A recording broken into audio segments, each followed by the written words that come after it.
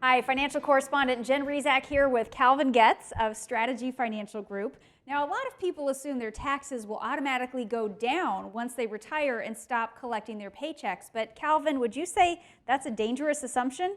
It is a dangerous assumption, Jen, because tax rates are at all-time historic lows right now, with most retirees paying somewhere around 12 to 15% on average. But the highest tax brackets in American history have been as high as 90% in the 1940s or 70% in the 1970s.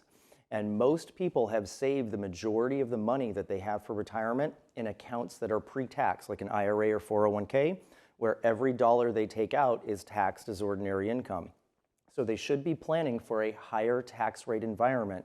Even Social Security may be taxable depending on something called your provisional income. Wow, so taxes can really hit us in a lot of different ways with our retirement savings. That's why we need that comprehensive plan, and you have some resources for our viewers today. That's right. We've put together our retirement kit, which the centerpiece is really our book, The Retirement Roadmap, along with some other brochures on inflation, healthcare, and estate planning.